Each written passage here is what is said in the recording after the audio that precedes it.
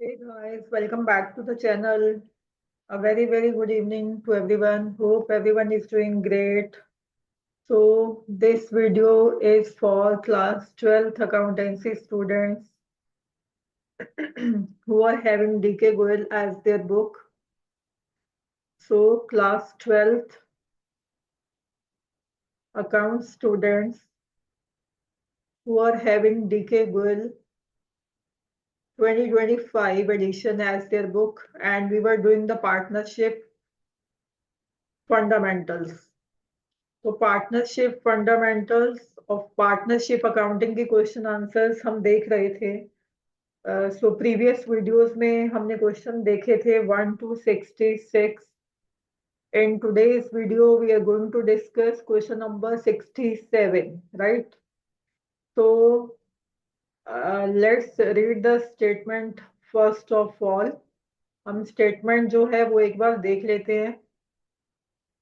So from the following balance sheet of A and B, calculate interest on capital at the rate of 5% per annum.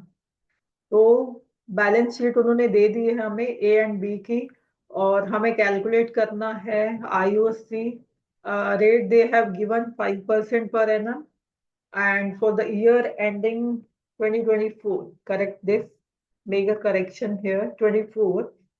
तो balance sheet में उन्होंने liability side पे हमें capital दे दी है. As capital, if you getting the clarity in the statement, अगर आपको स्टेटमेंट समझ आ जाती है तो क्वेश्चन का solution is not a problem. तो वो कोई बड़ी चीज नहीं है, बट आपको फर्स्ट ऑफ ऑल स्टेटमेंट को समझना है. अगर आप स्टेटमेंट समझ लेते हो कि क्या कहना चाह रहे हैं वो क्वेश्चन में, so we can solve the question very comfortably, very easily, right? तो एज कैपिटल उन्होंने दे दिया हमें 1 लाख का. बी का कैपिटल उन्होंने दे दिया हमें 80,000 का. एंड फिक्स एसेट्स दे दिए उन्होंने 1,40,000 के. करंट एसेट्स दे दिए 60,000 के. और यहाँ पर ड्रॉइंग्स दे दिया है उन्होंने बी का 20,000, राइट? सिर्फ और सिर्फ बी की ड्राइंग्स यहाँ पे गिवन है. बाकी हम एडिशनल इंफॉर्मेशन में चेक करेंगे व्हाट दे वांट टू से. And profit and loss appropriation का बैलेंस जो है उन्होंने दे दिया है हमें, दैट इज 40,000, राइट? तो ये प्रॉफिट का जो बैलेंस है 40,000 उन्होंने बैलेंस शीट में दिया है. तो let's check the additional information as well. First of all, तो profits during the year ended 31st March 2024 was ₹70,000. तो प्रॉफिट जो टोटल है हमारे पास दैट इज 70,000.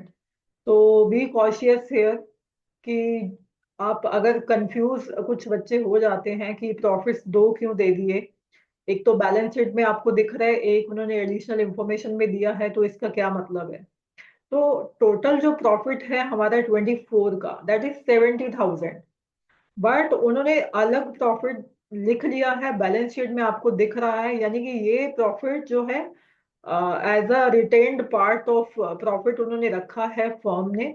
ये डिस्ट्रीब्यूटेबल प्रॉफिट नहीं है, इसको डिस्ट्रीब्यूट किया नहीं गया होगा, राइट?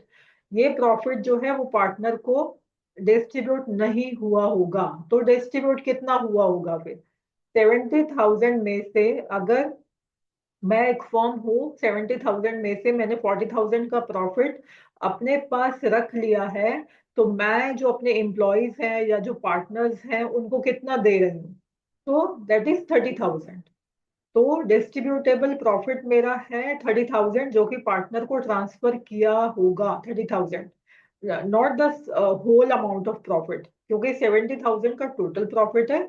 40,000 फर्म ने रख लिया है अपने पास. बाकी जो रिमेनिंग प्रॉफिट है, जो बचा हुआ प्रॉफिट है, वो डिस्ट्रीब्यूट किया गया होगा पार्टनर को, राइट? तो A and B share profits in the ratio of 2:1. तो उन्होंने पीएसआर आपको दे दिया है, 2:1 में वो प्रॉफिट शेयर कर रहे हैं.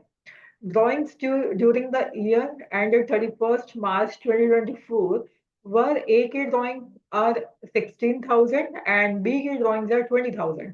तो B की drawing आपको यहाँ भी दिख रही होगी और यहाँ भी दिख रही होगी. तो इसका क्या मतलब है? तो A की ड्राइंग यहाँ पे क्यों नहीं गिवन है? इसका मतलब है कि जब भी हम ओपनिंग कैपिटल कैलकुलेट करेंगे हम ड्राइंग्स उसमें प्लस करते हैं, बट यहाँ पे उन्होंने हमें अलग से दिखाया है, यानी कि बी की ड्राइंग जो है वो कैपिटल में से एडजस्ट नहीं हुई है। तो अभी हम जब ओपनिंग कैपिटल कैलकुलेट करेंगे, इन ड्राइंग्स को, बी की ड्राइंग्स को हम ऐड बैक नहीं करेंगे। सिर्फ और सिर्फ जो एडिशनल इंफॉर्मेशन में आपको ए की ड्राइंग दिख रही है उसको ही हम एडजस्ट करेंगे, उसको ही हम ऐड बैक करेंगे। तो जो ड्राइंग्स आपको बैलेंस शीट में अलग से एसेट साइड पे दिखती हैं, इसका मतलब वो एडजस्टेड ड्राइंग नहीं है, उनका कोई ट्रीटमेंट नहीं किया गया था। तो अब ओपनिंग कैपिटल कैलकुलेट करते वक्त भी हम इनका कोई एडजस्टमेंट नहीं करेंगे if these are shown in the balance sheet, right.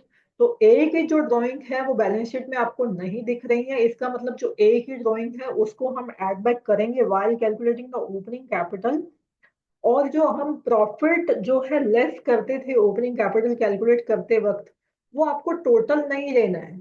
जो 70,000 है उसको हम इस पीएसआर में बांट के उसको हम लेस नहीं करने वाले हैं। क्यों नहीं करने वाले हैं? क्योंकि उसमें से 40,000 का तो उन्होंने रख लिया है।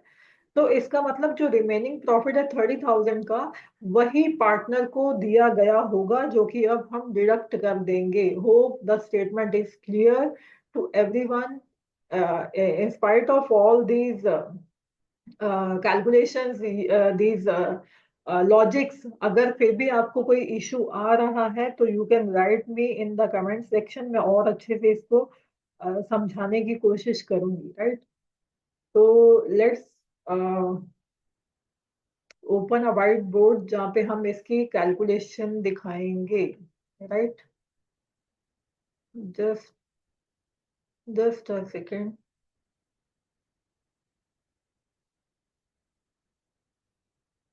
Okay, let me open the white page, a blank page, जहाँ पे हम इसकी कैलकुलेशन दिखा सकें। ओके,